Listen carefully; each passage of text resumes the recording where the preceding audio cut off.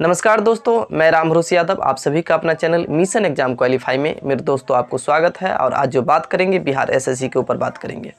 देखिए, मेरा सिलेक्शन हो करके कैसे नहीं हो पाया बिहार एसएससी में, इसका मुख्य बातों के ऊपर बात करेंगे और इसकी कैसी तैयारी करनी चाहिए, किस तरह से रणनीति बना करके रखनी चाहिए ताकि आप एक बार में फर्स्ट टाइम में सिलेक्शन पा सकेंगे, इसके बारे में बात करेंगे। सबसे पहले ये बात करेंगे कि आखिर मेरा सिलेक्शन क्यों नहीं हो पाया। देखिए मेरे दोस्तों, ये जो वैकेंसी था 2014 ईस्वी का वैकेंसी था, लेकिन हम जो फॉर्म भरे थे 2016 ईस्वी में भरे थे।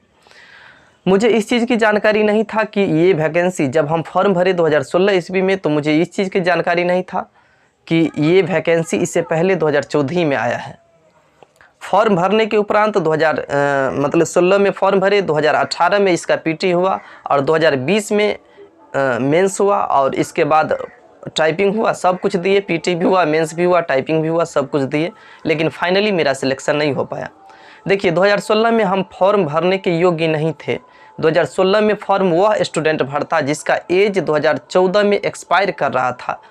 इस वजह से देखिए ये 2014 में जो वैकेंसी निकला तो उसमें कुछ स्टूडेंट अयोग्य थे जिसकी एज सीमा ज़्यादा हो रही थी, वह भरने के योग्य नहीं थे, लेकिन वैकेंसी लॉन्ग टाइम के बाद आया था, जिसकी वजह से वो लोग शायद क्या बोलते हैं यानी कि केस दायर किया था और वो केस अंततः जीत गया। और केस जीतने के उपरांत 2016 में मतलब यानी वेबसाइट को रीओपन करके फॉर्म उसी स्टूडेंट को भरने के लिए दिया गया था जिसका एज एक्सपायर कर रहा था। लेकिन हम तो भरने के योग्य 2014 में ही थे, लेकिन हम अपने वजह से नहीं भरे थे, मुझे जानकारी नहीं था, जिसकी वजह से नहीं भरे थे 2016 में भर दिए। उसके बावजूद भी आयोग ने मुझे रिजेक्ट नहीं मारा, मुझसे पीटी ले लिया, मेंस ले लिया, टाइपिंग ले लिया, अनंततः मुझे छांट दिया। तो हम लोग इस टॉपिक के ऊपर बात करेंगे कि आखिर बिहार एसएससी को किस तरह से तैयारी करना चाहिए ताकि मतलब वन टाइम्स में आप कर पाएंगे। तो देखिए मेरे दोस्तों, इसका जो सिलेबस है उसमें मैथ पूछा जाना है, रीजनिंग पूछा जाना है, उसके बाद हो गया साइंस पूछा जाना है और जीके का पोर्शन पूछा जाना है। तो उसमें यानी कि मैथ से आपको क्या पूछा जाएगा, तो 25 मैथ पूछे जाएंगे 25 मार्क्स का, और रीजनिंग जो पूछे जाएंगे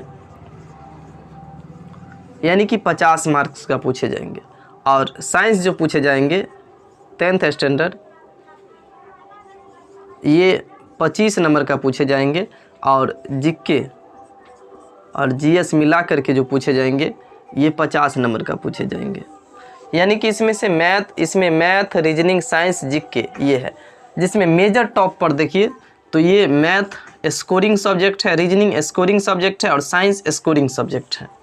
मेरा इस तीनों के ऊपर अच्छा से पकड़ था और पकड़ है, जिसकी वजह से मैंने इसको मतलब कर पाए थे। और मेरे ख्याल से पीटी में जो मार्क्स आया था 114 के आसपास आया था। तो देखिए बताते हैं, यानी कि वो 129 क्वेश्चन बनाए थे, जिसमें मेरा शायद 114 या 112 इसी के आसपास आया था। तो देखिए मैथ जो पढ़े थे वो कोई भी बुक से आप पढ़ सकते हैं, RS अग्रवाल हो या किसी टीचर के पास पढ़े हैं आप उससे भी पढ़ सकते हैं। रीजनिंग की बात है तो हम उस समय यानी कि रेलवे का वैकेंसी आया था, ग्रुप डी का भी और ALP का चल रहा था, या ग्रुप डी ने ALP का था, तो उससे प्रैक्टिस करते थे। और साइंस तो साइंस SPD पढ़े थे।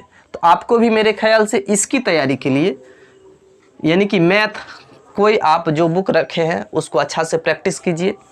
रीजनिंग कोई भी सेट प्रीवियस ईयर हो या कोई ऑथेंटिक बुक लेकर के आप अच्छा से प्रैक्टिस कर सकते हैं।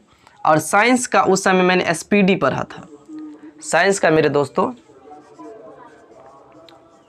SPD पढ़ा था, और मेरे ख्याल से मुझे 25 साइंस जो पूछा गया था उसमें 22 क्वेश्चंस के आसपास सही हुआ था।